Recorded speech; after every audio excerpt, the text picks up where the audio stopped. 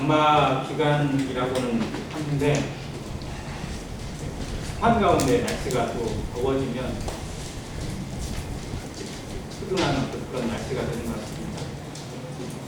무더위 속에서도 하나님의 은혜가 넘치고 또 말씀을 사모하는 모든 분들 안에 하나님으로 말미암는, 즉 이 말씀의 능력으로 말미암는 평안을 온전히 누리시기를 주님의 이름으로 축원합니다. 오늘은 고린도전서의 말씀을 통해서 교제하기로 합니다. 고린도전서 9장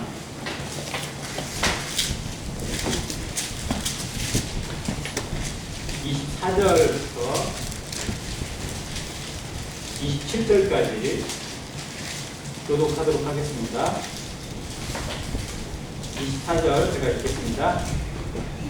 운동장에서 다름질하는 자들이 다 달릴지라도 오직 상을 받는 사람은 한 사람인 줄을 너희가 알지 못하느냐. 너희도 상을 받도록 이와 같이 다름질하라. 이 일을 다투는 자마다 모든 일에 사람이 그들의 썩을 승리를 받으려고자 하되 우리는 썩지 아니할 것을 얻고자 하노라. 그러므로 나는 다름질하기를 향방 없는 것 같이 아니하고 싸우기를 허공을 치는 것 같이 아니하며 내가 내 몸을 쳐 복종하게 하면 내가 남에게 강파할 때에 자신이 도리어 버림을 당할까 두려워함이로다. 연결되는 말씀 한 구절 더 보겠습니다. 갈라디아서 5장입니다. 갈라디아서 5장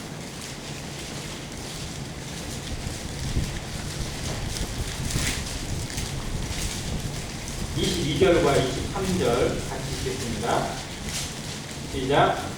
오직 성령의 열매는 사랑과 희락과 합성과 오래 참음과 자비와 양선과 충성과 온유와 절제니 이 같은 것을 금지할 법이 없느니라. 아멘. 오늘 성령의 열매, 절제에 대해서 묵상하기를 원합니다. 갈라디아서 5장에 기록된 5장의 말씀은 복음 안에 머물러 있는, 그리스도의 복음을 듣고 하나님의 말씀 안에 살고 하나님의 자녀의 삶을 사는 성도들이 나타나는 방향을 두 가지로 그렸습니다. 하나는 육신의 일, 하나는 성령의 열매입니다. 그래서 5장 22절 앞쪽에 보면 육신의 일에 대해서 쭉 설명해 주고 있어요. 육신의 일이 뭔지 얼마나 다양하게 나타나는지. 구원받은 성도라 할지라도 이 육신에 머물러 있기 때문에 육신의 모습, 죄의 모습이 언제든 나타나고 또 우리를 지배하기도 하고 남을 어렵게 하기도 하고 하나님을 욕되게 하기도 하고 복음이 희망을 받기도 하기도 합니다. 그러나 이 모든 것 위에서 성령의 열매가 나타날 때, 성령의 충만함을 통해서 나타나게 될 때에 하나님의 영광이 드러나고 그리고 복음의 열매가 드러나고 그리고 교회가 정말 하나님의 자녀다움 그리고 하나님의 몸다운 모습으로 성장하게 하시는 것을 보게 됩니다. 우리 안에 성령을 주신 이유가 무엇인지 그리고 그 성령을 통해서 어떠한 삶으로 열매 맺기를 바라시는지 이 9가지의 열매가 분명히 보여주고 있습니다. 첫 번째 열매가 뭐죠? 사랑입니다. 그리고 마지막 열매가 뭐죠? 절제입니다. 물론 모든 9가지 열매가 다 중요한데 처음이 사랑이고 마지막이 절제라는 사실을 한번 생각해 보시길 바랍니다. 왜 첫 번째 열매를 사랑으로 하셨을까? 왜 마지막 열매는 절제로 기록하셨을까? 성령의 모든 열매는 사랑으로 시작되어져 있습니다. 사랑으로 하지 않으면 성령의 열매가 아니라는 겁니다. 우리 안에서 수많은 것들이 나타나긴 하지만 그 속에 사랑이 빠져 있으면 실상은 성령의 열매가 아니라 자기 열매가 되는 경우가 많습니다. 위선의 열매 그리고 가식적인 열매도 얼마든지 맺을 수 있다는 것을 기억해야 됩니다. 그래서 사랑으로 시작할 수 있도록 사랑으로 시작되고 사랑이 뒷받침되는 열매가 아니면 하나님을 영광스럽게 이루지 못하는 것들이 너무나 많습니다. 세상은 사랑을 뒤엎은 사랑의 포장지를 씌운 가식이 너무 많습니다. 그래서 괜찮은 것 같은데 실상은 사기요. 괜찮은 것처럼 보였지만 실상은 위선자가 너무 많은 겁니다. 근데 교회 안에, 성도 안에 이 마음이 세상의 것들이 들어오기 시작하면 우리가 얼마든지 포장지를 씌운 모습으로 우리 자신을 포장할 수 있어요. 그것이 얼마나 하나님을 욕되게 하고 복음을 회방하는지, 교회가 그런 모습으로 비춰지게 될 때, 그런 것의 실체가 드러나게 될 때 얼마나 많은 욕을 먹고 있는지 우리가 너무 잘 압니다. 겉은 그럴싸한데 속은 썩은 냄새가 나는 모습들, 우리 안에서 그런 모습은 아닌지 돌아보라는 거예요. 그래서 시작이 사랑입니다. 그리고 제대로 마무리가 되려면 무엇이 뒷받침돼야 돼요? 절제가 뒷받침돼야 돼요. 아무리 좋은 것도 절제되지 못하면 그건 오히려 해가 되는 경우가 너무 많습니다. 그래서 우리가 너무 사랑을 잘 알지만 실제로 이 절제의 모습에 대해서 다스려지지 못하는 모습들도 너무 많고, 또 이 시대에 마지막으로 치달으면 치달을수록, 죄가 반영될수록 사람에게서 절제가 없습니다. 절제하는 모습이 오히려 멍청이 바보로 취급받는 시대입니다. 그래서 참다운 절제의 모습이 성도를 통해서 나타나서 그 모습이 믿지 않는 자에게, 그 모습이 세상 사람들에게 믿는 자의 본이 저거구나, 믿는 사람은 저렇게 살아가는 거구나 라고 보여줄 수 있는 믿음의 본이 되기를 간절히 바랍니다. 이 말씀을 교제할 때도 제가 한번 말씀을 드렸는데, 조선시대 개성상인 중에 가장 유명한 사람이 임상웅이라는 사람이 있습니다. 얼마나 부자였는지 계산을 안 해봤어요. 근데 무슨 전국에서 그때 당시 조선에서 제일 큰 부자, 거상이 되었다고 이렇게 알려진 사람인데, 이 사람이 자기의 책상 앞에 항상 둔 잔이 하나 있습니다. 이게 개영배라는 술잔이에요. 이제 술잔의 그 형태는 보면 이렇게 그냥 쭉 모든 공간이 채워져 있잖아요. 그래서 술잔을 채우잖아요. 근데 이 개영배는 가운데에 쭉 줄이 하나 나와 있어요. 이쪽에 관이 하나 나와 있는 거예요. 그리고 그 관이 70% 선 정도에서 이렇게 공간을 만들어 놨어요. 그래서 잔을 70%까지 술잔을 채울 때는 아무 문제가 없어요. 그냥 술잔이에요. 그것도 도자기처럼 멋있게 만들어졌으니까. 그런데 그 선을 넘어가잖아요. 70%를 넘어서 80%, 90%까지 술을 붓게 되면 압력 차이에 의해서 그 관으로 모든 술잔에 있는 것들이 싹 빠져버려요. 밑으로 싹 빠지게 되어 있어요. 그래서 더 이상 욕심 부리지 말고, 더 이상 내 잔을 가득 채우려고 하지 말고, 주신 만큼, 주어진 만큼 최선을 다하되 과한 욕심을 부리지 말라는 경계로. 그래서 개영, 이게 경계할 개자, 찰 영자예요. 차는 것을 경계하는 술잔이라는 뜻이 개영배입니다.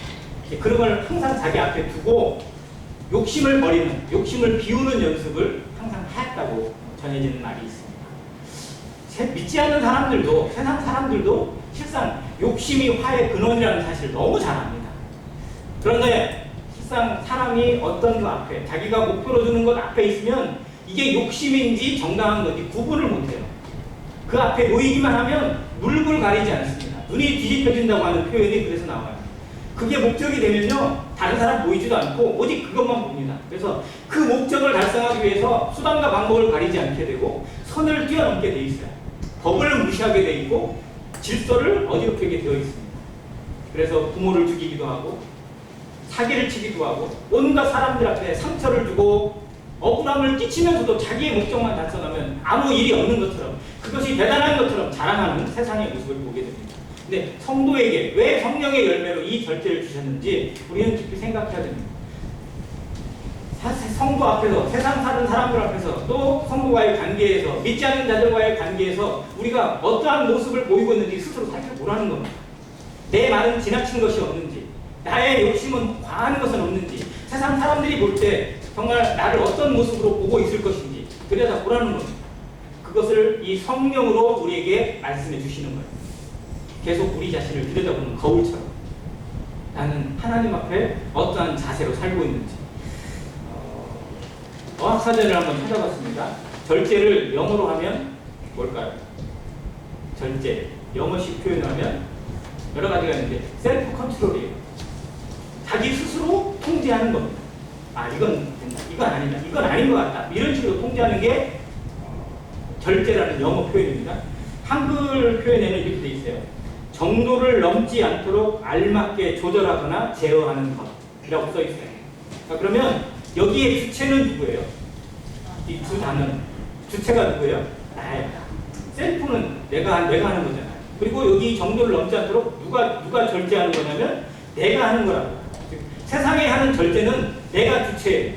내가 절제할 수 있고, 내가 나를 다스릴 수 있고, 내가 나를 얼마든지 컨트롤할 수 있다고 하는 것이 세상의 방침입니다.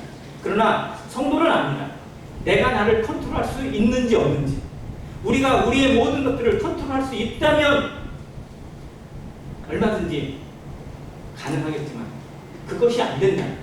그것을 이룰 수 없다면 누군가의 도움을 통해서만, 오직 어떤 큰 힘에 의해서만 이걸 이룰 수 있다고 한다면 우리는 신앙인입니다. 인왕이라는 건 뭐냐면 내가 나를 컨트롤할 수 있는 거예요. 그래서 왜 예수 그리스도를 믿지 않느냐면 내가 내 인생을 컨트롤할 수 있고 내 욕심을 컨트롤할 수 있고 나를 얼마든지 좋은 쪽으로 이끌 수 있는데 왜 예수님을 믿어야 되느냐라고 말하고 있는 거예요.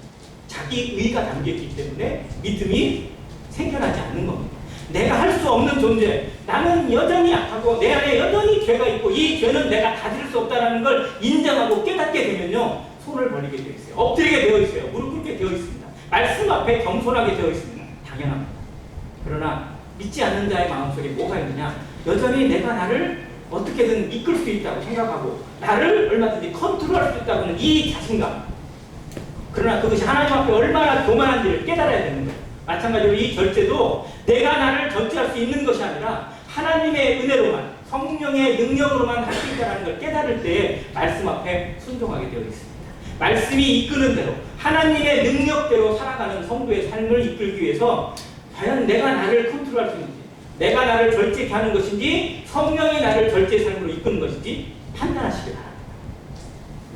자, 성경적 표현에 이렇게 되어 있습니다. 성경적으로 이 헬라어로 기록되어 있는데 앵크라테이아라고 하는 단어로 기록되어 있어요. 좀 어렵죠? 이 헬라어 앵크라테이아가 무슨 뜻이냐면 통치자의 지배 아래 존재하고 있는 상태를 의미합니다. 누구의 지배 아래 있다고요? 통치자. 다스리는 자의 지배 아래 있음을 자기 스스로 인식하는 것이 이 절제라는 겁니다. 자, 그러면 누가 우리를 다스리냐? 누가 우리 위에 있습니까?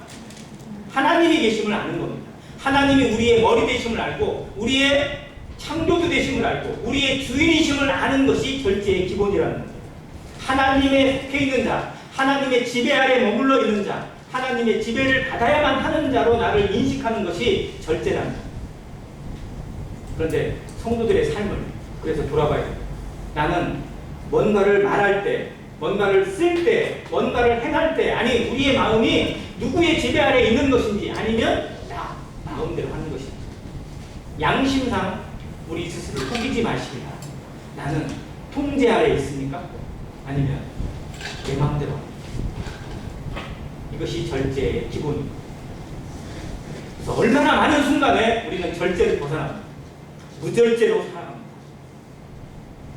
그리고 그 무절제로 인해서 나타나는 것들에 대해서 자기의 잘못으로, 자기의 실수로 인정하기보다는 남 탓을 하는 경우가 많습니다. 그것이 관계를 어렵게 하고 교회를 어렵게 할 수도 있고, 그리고 하나님의 영광을 회방하기도 하고 가로막기도 합니다. 먹구름이 되어져서 좋은 것이 비춰져야 될, 에너지가 비춰야 될 그곳에 오히려 회방이 되는 경우도 너무 많습니다. 우리의 말 한마디가, 우리의 잘못된 행동 하나가 정말 구원받고 복음 듣고 하나님 앞에 돌아야 될 영혼들에게 잊지 못할 상처를 주기도 하고요, 성도들의 마음속에 대못을 받기도 합니다. 절제되지 못한 표현들이나 절제되지 못한 삶, 이것이 하나님을 얼마나 회방하고 복음을 얼마나 회방할 수 있다는 사실을 우리는 기억해야 됩니다. 이것이 우리 안에 정말 잘 박힌 모처럼 우리 마음을 다스릴 수 있는 앵크라테이아가 되길 바랍니다. 나는 누구의 지배를 받고 있는지, 내가 누구 아래에 있는지, 인생은 이걸 깨달아야 돼요. 자녀는 부모의 통제 아래에 있다는 사실을 깨달을 때 참 자녀로 성장할 수 있는 거예요. 근데 부모의 간섭이 싫기 시작하고 부모의 소리가 듣기 싫고 어떻게든 벗어나고 싶고 어떻게든 해방하고 싶고, 정말 부모의 간섭 사이, 부모의 잘못을 듣지 않으면 그게 자유인 것처럼 착각하는 순간에 이 아이는 심각한 문제가 발생될 여지가 많습니다. 성도들의 삶도 마찬가지입니다. 들려지는 말씀이나 하나님의 말씀이 내 귀에, 내 마음에 잘 박힌 것처럼 박히는 게 아니라 귀찮은 소리, 나를 힘들게 하고 나를 어렵게 하는 소리 들리기 시작할 때 얼마든지 방황하게 되고 얼마든지 세상으로 던져질 수밖에 없고 죄의 유혹에 던져질 수밖에 없는 가능성이 점점점 늘어나는 겁니다. 그래서 우리 자신을 진단해야 될 필요가 있습니다. 매주마다 참석하고 매주마다 말씀을 듣고 매 시간마다 기도하고 습관이 그렇게 되어졌을 때는 그나마 그걸 지킬 수 있는 여지가 만들어지는데 얼마나 우리가 쉽게 넘어지는지 아세요? 한 주 교회 안 나오고 2주 참석 안 하고 그렇게 되면 어디까지 떨어져 있는지 얼마나 마음이 멀어져 있는지 아니 매주 참석해도 실제로 쉽지 않은 거 알잖아요. 매 시간마다 매일같이 성경 말씀을 묵상하고 찬양 듣고 기도하고 감사를 드려도 쉽지 않은데 한 달 동안 한번 말씀 안 듣었다고 생각해 보세요. 교제하지 않고 뭐 말씀이나 무관하게 살았다고 생각해. 그럼 내 신앙 지킬 수 있을 것 같아요? 아니 우리가 어디까지 떨어질지 알 수 없는 존재.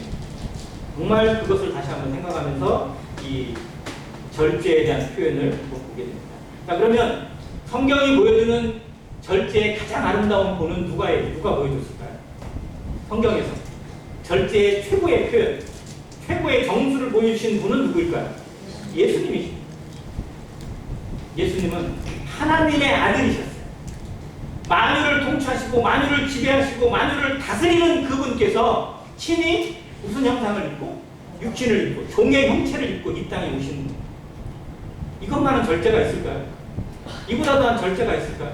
이거보다 자신을 쳐서 우뚱시킨 것이 또 있을까요? 주님의 이 순종은 정말 절제의 최고를 보여줍니다. 그래서 절제는 실제로 뭐로 나타나냐면 순종으로 나타납니다. 절대적 순종으로 나타나는 것이 어쩌면 절제의 아름다운 열매입니다. 절제를 우리 마음 가운데 심기를 원한다면 어떠한 것이든지 순종하기를 배운다면 그것이 연습이 되어집니다. 순종하기를 힘쓰면 그런데 순종하기보다도 먼저 계산해요. 뭔 말이 주어지거나 어떤 뜻이 주어지게 됐을 때 저건 내가 가능한지 안 한지 할 수 있는지 없는지 내 안에 먼저 결정을 하고 할 때는 절제가 일어날 수 없는 거예요. 그래서 먼저 나는 순종하는 거예요. 이런 것을 다들 생각할 때 예수 그리스도께서 육신으로 이 땅에 오셔서 십자가를 지시고 자기의 모든 것을 내어 번지시고 그 자기의 피조물들이 자기를 향해서 번지는 조롱과 수치와 침뱉음을 참고 견디신 그 예수님의 마음을 우리가 조금이라도 닮아간다. 좀이라도 배워갈 때에 절제가 습관이 되어집니다. 말이 다스려지고 생각이 다스려지고 행동이 다스려지게 되어 있습니다. 그러나 예수님을 안다고 하면서도 우리의 입이 다스려지지 않고 생각이 바뀌지 않고 습관이 바뀌지 않는다. 그러면 이건 오히려 은혜를 모르는 겁니다. 은혜를 헛되이 받는 모습이 아닐까 생각이 되었습니다. 예수님의 모습을 성경이 너무나 잘 보여줍니다. 정말 예수님이 보여준 모습들, 기도하는 모습들, 정말 땀방울이 핏방울이 들어 기도하셨던 내용이 뭐예요? 아버지 할만하시던 이 잔을 내게서 지나가게 하옵소서. 그러나 나의 원대로 마옵시고. 자, 내가 하고 싶은 대로 한다는 삶, 그게 세상 사람들이에요. 죄인의 삶입니다. 죄인들은 내가 주인이니까 내 마음대로 해도 아무 문제 없다고 말하는 거예요. 그러나 그 뒤에 진짜 주인이 나타나고 자기 인생의 주인이 누군지 깨달았을 때 이를 갈면 후회할 수밖에 없습니다. 성도는 그걸 알았어요. 깨달았어요. 그래서 내 인생의 주인이 하나님인 줄 알아요. 그러면 주인의 뜻에 따라서 내 뜻이 아니라 하나님의 뜻이 무엇인지를 깨닫는 그 앞에 순종하고자 하는 것이 지극히 당연합니다. 예수님이 보여준 기도예요.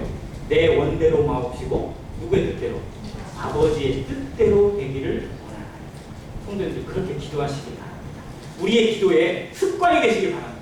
내 뜻대로 마옵시고 아버지의 뜻대로 되기를 바랍니다. 혹시 이 일로 말미암아 내게 피해가 오거나 어려움이 되더라도 이 일을 통해서 하나님의 뜻이 드러나고 하나님의 영광이 드러나기를, 그래서 내 마음이 오히려 그것으로 기뻐할 수 있는 마음을 얻을 수 있도록, 진정한 평강을 얻을 수 있도록 내 마음을 다스려달라고 기도하시길 바랍니다. 기도의 수준이 달라집니다. 기도의 내용이 달라집니다. 그러나 내 것만 보여요. 내 눈에 보이는 것만, 이것이 이루어져야만 하나님의 뜻이라고 주장하게 될 때 우리의 수준은 여전히 어린아이에 머물 수밖에 없습니다. 물론 그런 기도가 필요하기도 하지만요, 그러면서도 고민해야 돼요. 정말 하나님의 뜻은 무엇일까? 이 일을 허락하신 하나님의 마음은 어떠하실까? 제가 그걸 어디서 배웠냐면 나사로의 죽음을 통해서 배웠어요. 가장 사랑하시는 자가 병들었어요. 근데 예수님이 거기에 바로 가셔야 되는데 안 가세요. 오히려 기다리세요. 그러면서 하신 말씀이 뭐냐면 이 병은 죽을 병이 아니라 뭐라고요? 하나님의 영광이 드러나고 이로 말미암아 하나님의 아들이 영광을 받게 하려 함이라 했어요. 그래서 오히려 이틀을 기다리셨어요. 그리고 그 집에 갔어요. 죽었어요? 안 죽었어요? 죽었어요. 그러면서 그 두 여동생이 예수님 앞에 옵니다. 예수님이 여기에 계셨더라면, 여기에 우리 함께 계셨더라면, 우리 오빠가 함께 계셨다면 우리 오빠가 죽었겠다, 안 죽었겠다? 안 죽었을 텐데 왜 이제 오셨어요? 라고 하는, 그거 그대로 들 수밖에 없잖아요. 그러나 예수님이 너희 오라비가 살아나리라, 부활을 경험하게, 부활의 능력을 체험하는 것은요 정말 고통을 수반해야 됩니다. 우리가 부활신앙에 참여하기를 원하세요? 진정한 부활의 능력을 맛보기를 원하신다면 고통을 감수할 준비가 되어 있어야 돼요. 죽음을 받아들일 준비가 되어 있지 못하면서 부활의 영광을 찾겠다는 건 거짓말하는 겁니다. 그래서 때로는 우리에게 고통을 주시기도 하세요. 죽음보다 더한 고통이 우리에게 오기도 합니다. 그러나 그걸 통해서 하나님이 우리에게 무엇을 얻게 하시는지, 어떠한 소망 가운데 거하게 하시는지를 깨닫는다면 우리는 하나님이 주시는 누구도 빼앗을 수 없는 평강 가운데 머물 수 있다고 믿습니다. 이 사실을 다시 한번 기억하면서 정말 말씀 앞에 순종하는 것, 하나님의 뜻을 구하는 것이 참 절제다라는 것을 봅니다. 자, 이 시대는 모자랍니까? 넘쳐납니까? 뭐가 제일 많이 넘쳐나는지 아세요? 사람들이 하는 것들 중에 제일 많이 넘쳐나는 먹을 거예요. 먹을 거. 정말 진짜 얼마 안 됐잖아요. 다들 뭐 아시겠어요? 보릿고개, 저도 이 시절에 정말 먹을 거 없어가지고 군것질이라는 건 꿈도 못 꾸고 10원짜리 한 장을 제대로 들고 다닌 적이 없는 그런 시대를 살았기 때문에 정말 제대로 배불리 먹고, 아니면 막 먹고 싶은 거 먹는다는 것이 얼마나 꿈 같은 일인지 느끼면 살아요. 근데 지금은 어떠세요? 지금은 뭐 먹어야 골라 먹어요. 어떤 걸 먹을까? 오늘 어떤 걸 먹어볼까? 이게 고민해요. 먹을 걸 보고 고민하는 시대. 자, 그러면 먹을 게 많이 남겨져요? 아니면 먹을 거를 제대로 먹어야 하면 버려요? 얼마나 버리세요 혹시? 제 아파트 음식물 쓰레기통 갖고 항상 차고 넘쳐 있어요. 일주일에 한 번 가져가는데 그냥 그 날짜 되기도 전에 막 차고 있을 때가 너무 많습니다. 정말 다행의 시대예요. 자, 우리나라에서 이 음식물 처리 비용, 남은 버린 음식물 처리 비용이 있어요. 그 음식물 처리하려면 돈 들어요. 다 먹어서 없애면 돈이 안 들겠지만 그 처리 비용이 얼마나 될까요? 1년에. 음식물 처리 비용, 버린 음식 처리 비용이 10조예요. 그러니까 다 많이 만들어가지고 몽땅 먹지도 못하고 버리기 위해서 쓰는 돈이 10조예요. 그 정도로 차고 넘쳐요. 정말 이 시대는 무절제의 시대가 극치를 이루고 있습니다. 뭐 이것만 넘치겠어요? 이것만 차고 넘치겠어요? 그 외에도 차고 넘치는 거 너무 많습니다. 자, 이 시대에 돈이 모자란가요? 많은가요? 한번 물어볼게요. 돈이 많아요? 모자라요? 모자라요? 모자라죠? 맨날 쓰고도 모자라고, 아니 벌어가도 항상 모자란 게 돈이죠. 사람의 마음이 그만큼 부자가 되어버렸어요. 그만큼 부자를 꿈꾸는 시대가 되어버렸어요. 이 시대의 돈 정말 차고 넘칩니다. 어디다 써야 될지 모를 만큼 차고 넘쳐요. 그런데도 사람의 마음은 채울 수가 없어요. 그러니까 실제로 제일 큰 진공덩어리는 사람의 마음이에요. 누가 이걸 채울 수 있어요? 누가 이 마음을 채울 수 있어요? 무엇으로 채울 수 있겠어요? 지금은 저희가 돈이 없으니까 한 1억 있으면 막 엄청 만족할 것 같아요. 근데 1억 들어오면 그걸로 만족할까요? 아니, 아파트 하나 더 싸네? 뭐 이런 생각이 먼저 들겠죠. 사람의 마음이 그래요. 그러니까 무엇을 채울 수 없는 거예요. 이 시대가 얼마나 무절제하고 얼마나 무분별한지 우리 들여다보시기 바랍니다. 그런데 그런 사회 속에, 그런 세대의 풍속이 나도 모르게 우리 속에도 들어와 있어요. 그래서 모든 것이 다 절제되지 못하고 다스려지지 못하는 상태에서 무분별하게 그냥 있으니까 쓰고 없으면 없는 대로 그냥 마음대로 이렇게 하는 모습들 자체가 성도의 삶 속에, 성도의 마음 속에 들어오는 순간부터 하나님의 말씀은 희미해져갈 수밖에 없습니다. 영향력이 떨어지게 될 수밖에 없어요. 사람들과 구분이 안 돼요. 분별이 안 돼요. 그냥 회색이에요. 확실하게 구분되는 성도의 모습이 아니라, 교회의 모습이 아니라 세상이나 교회나, 세상이나 성도나 별 차이가 없는 것처럼 느껴지는 순간부터 교회는 영향력을 믿습니다. 천주교회가 그랬어요. 그 전에 얼마나 이 믿는 성도들이 확실한 믿음 속에서 분별되었습니까? 그렇게 압제를 하고 불에 태워 죽이고 십자가에 매달아 죽이고 정말 짐승의 밥이 되게 해서 죽여도 그 신앙을 꺾지 못했어요. 그런데 사단이 전략을 딱 바꿔가지고 야! 다 인정해줄게, 다 믿어줄게, 다 나와. 다 나와서 그냥 예배당도 지어줘요. 심지어 믿는다고 고백하고 기독교로 딱 사인하면요 돈도 줘요. 돈 많은 사람한테는 벼슬도 줘요. 그러니 누가 안 믿어요. 그러니 가짜가 들어오기 시작하고 색깔이 바뀌기 시작하고 온갖 것들이 다 잡탕이 되기 시작해요. 그러니까 영향력이 다 사라져버렸어요. 믿는 건지 안 믿는 건지 사단이 만들어 온 전략입니다. 이 시대에 물질이 많고 모든 것이 풍성해진 시대에 살고 있어요. 편할죠. 모든 게 편해졌어요. 그런데 오히려 신앙은 더욱 퇴보되고 있습니다. 오히려 이 우리의 신앙은요, 60년대, 70년대가 훨씬 더 뜨거웠고 훨씬 더 순수했어요. 그때는 정말 그것에 목숨 걸고요, 복음에 목숨 걸고 믿는 것 하나에, 내가 구원받은 것 하나에 모든 것이 다 바뀌었어요.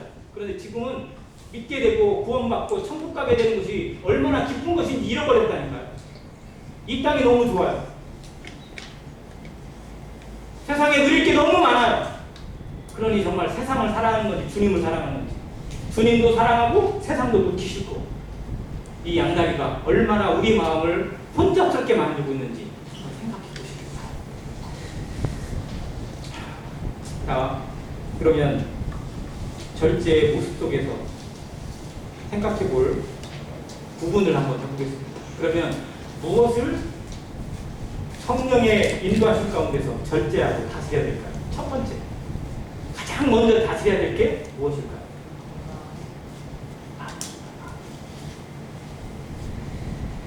잠언에 그런 말씀들이 많은데요. 자신을 지키는 자는 성을 얻는 용사보다 낫다고 하셨어요. 자신을 지킨다는 게 뭐예요? 내 마음을 다스리는 거예요. 그 잠언 4장에도 그 말씀 있잖아요. 무릇 지킬 만한 것보다 더욱 네 마음을 지키라. 생명의 근원이 이에서 합니다. 정말 우리 마음을 지키는 것이 그 무엇보다도 중요해요. 마음을 다스리는 거예요. 그래서 세상 사람들도요, 이 마음을 다스리기 위해서 온갖 정신 수련을 합니다. 안 그래요? 묵상하고 뭐 요가도 하고 아침에 막 기도하는 참선하는 듯이 이렇게 쭉 있는 사람들 뭐 하는 거예요? 자기 마음을 깨끗하게 하는 거예요. 세상 사람도 그게 훈련해요. 그게 얼마나 중요한지 아니까 하물며 성도들은 더 해야죠. 왜 아침에 기도 보세요? 왜 아침에 기도하시고 왜 아침에 말씀 보세요? 우리 마음을 다스려 달라고 하는 거잖아요. 내 마음을, 아침에 시작되는 이 시작의 마음을 하나님의 말씀과 함께 기도와 함께 시작해서 마음을 다스려 주기를 기도하는 겁니다. 성령의 인도하심을 통해서 우리의 마음이 다스려지도록, 그래서 내 삶 오늘 하루가 하나님의 뜻 가운데 움직여지고 하나님의 도구가 되어서 하나님을 전할 수 있는 그런 영향력을 발휘하는 성도가 되달라고 기도하는 거잖아요. 그 모든 것들이 결국은 절제의 훈련입니다. 이기기를 다투는 자마다 모든 일에 절제하는 겁니다. 자, 이 표현이 원래 뭐였냐면요, 그 로마 시대 그리스에서 이루어지는 올림푸스 공원에서, 지금 뭐 좀 있으면 도쿄에서 올림픽이 열린다고 하는데, 그 근원이 그 그리스에 있었잖아요. 거기서 뭐 했어요? 경기했어요, 경기. 그 경기를 하는 선수들, 그때는 주로 경기가 뭐였냐? 달리기, 격투기예요. 투기 종목이 많고, 그 다음에 달리기가 있었어요. 자, 그러면 투기 종목을 해요. 레슬링 같은 거예요. 뭐 아니면 막 치고받고 하는 그 UFC 같은 그런 걸 하실지도 모르는데, 자, 그걸 하는 사람들이 그냥 해요? 그냥 나가고 싶으면 나가고 뭐 이렇게 나가나요? 아니잖아요. 얼마나 처절하게 훈련해요. 우리나라 수영 선수들이나 육상 선수들 지금 이 코로나 와중에도 훈련해요, 안 해요?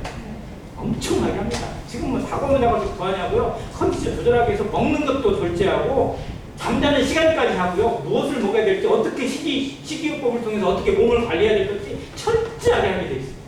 뭐 때문이에요? 이기려고 합니다. 이기려고. 그러니까 올림픽에 출전하는 선수의 최종 목적이 뭐예요? 금메달이에요. 금메달. 여기가 나오는 승리자의 관, 월계관. 그 면류관이에요. 그걸 얻기 위해서도 그렇게 철저히 훈련합니다. 그러면 성도가 이 땅에 살아가는 동안에 무엇을 바라봐야 되는 거냐?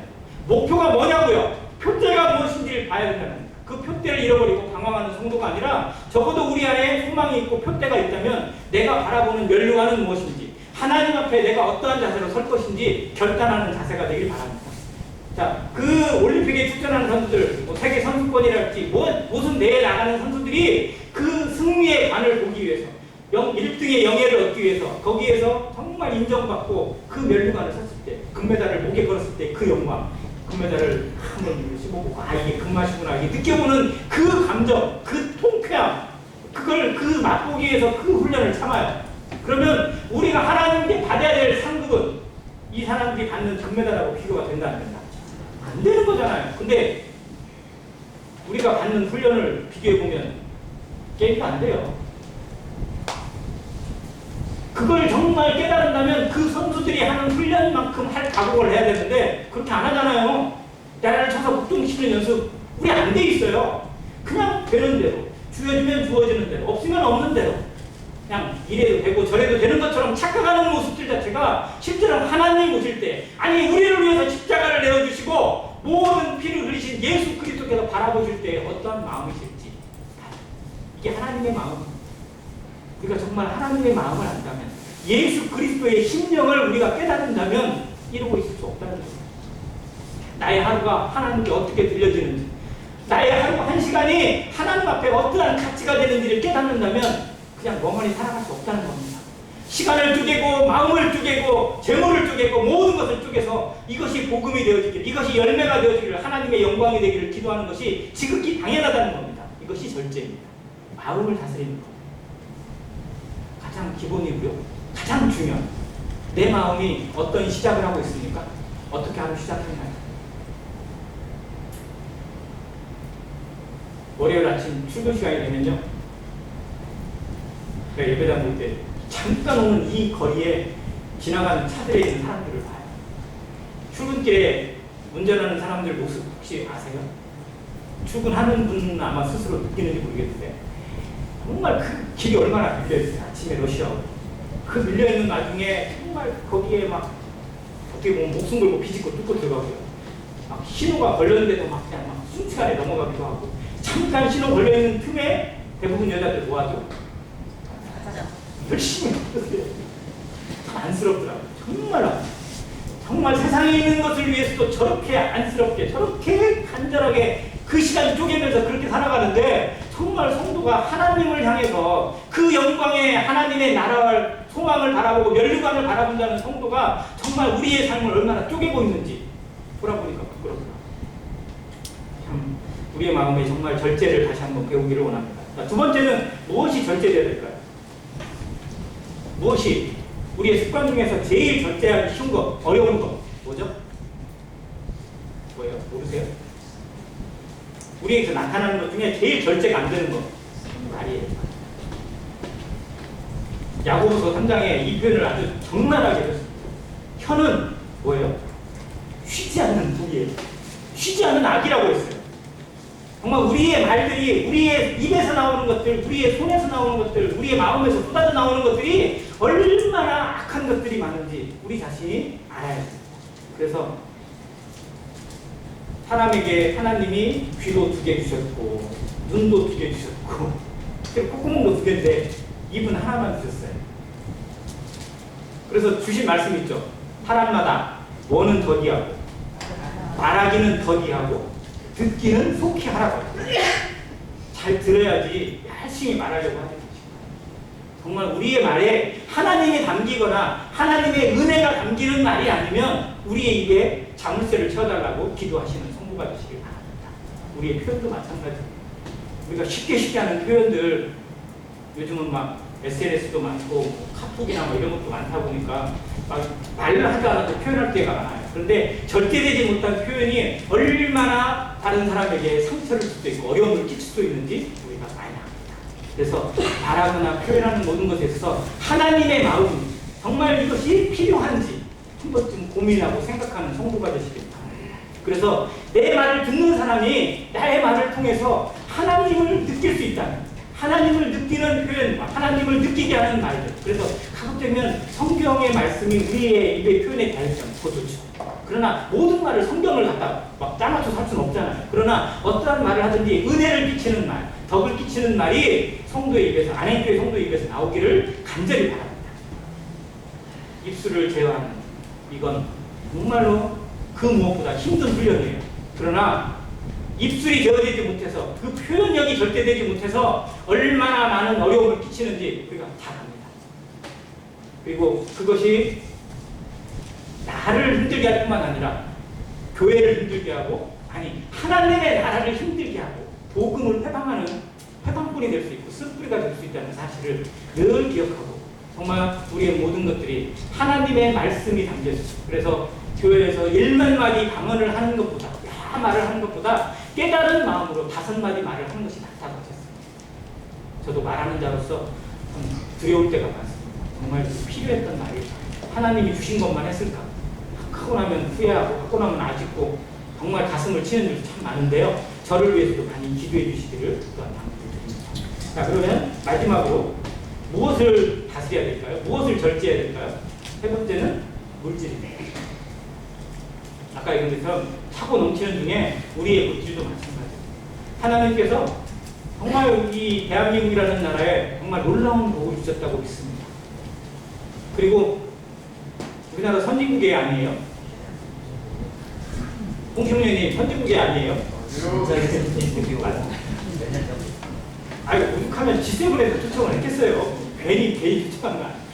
미국 트럼프가 하던 얘기 있잖아요. 한국은 부자 나라니까 돈 많이 내라고 하는 얘기가 그냥 나온 얘기는 아니에요. 우리나라는 그냥 선진국이라고 하면 왠지 좀 그럴 것 같고 그러니까 맨날 개발도상국이라고 머물러 있길 바랬는데 우리나라 선진국 맞습니다. 어디하고 비교해봐도요 정말 우리나라 잘 사는 나라가 맞아요. 모든 것이 다 첨단화되어 있고 정말 잘 되어 있습니다. 그런데 그 잘 되어 있는 것, 풍족한 것, 넘치는 것이 하나님께도 넘치기를 바랍니다. 그렇게 많이 주셨으면 주신 것만큼 하나님께 돌려야 되는데 오히려 돌리는 데는 인색하고 드리는 데 인색해지는, 베푸는 데 인색해지는 모습은 우리에게서 나타나지 않기를 간절히 기도합니다. 물질이 다스려지지 못하는 성도, 어떤 분이 그랬어요? 목숨은 드려도 돈은 못 드리는 시대라고. 맞나요? 마음으로 기도할 때는요 정말 목숨도 드려요. 목숨도 하나님을 위해서 바쳐요. 그런데 정작 원은 못 드려요. 돈은 못 내요. 이 시대가 그런 시대래요. 정말 그런지 아닌지는 저는 알 수 없지만 우리 마음이 하나님을 향해서 열려 있다면 정말 우리 중심에 하나님의 성령의 인도하심을 받아서 이 절제가 마무리가 되어진다면 우리 인생의 마무리가 정말 하나님을 향한 절제로 정말 모든 것이 하나님께 풍족하게 드려지고 풍성하게 드려지는 그러한 시대로 탈바꿈되기를 바랍니다. 마지막 시대입니다. 우리의 열매가 거두어야 될 때이고요. 우리 인생이 거두어야 될 때입니다. 마지막 호출을 맺고 마지막 향기를 맺고 마지막 것을 하나님께 드려야 될 때예요. 이제 짜내야 돼요. 거둬야 돼요. 결산해야 돼요. 그런데 거기에 우리의 마음이, 우리의 중심이 성령의 열매, 절제가 같이 포함되어 있기를 바랍니다. 사랑으로 시작했습니다. 하나님의 사랑으로 시작했어요. 성도들도 사랑으로 시작했습니다. 그리고 그 마무리가 절제로 깔끔하게 마무리되어서 하나님이 받으시기에 합족한, 하나님이 기뻐하실 만한 영광스러운 삶의 예배로 그리고 영적 예배로 드려주는 안에교회 성도가 되시기를 간절히 바랍니다. 네, 이상입니다.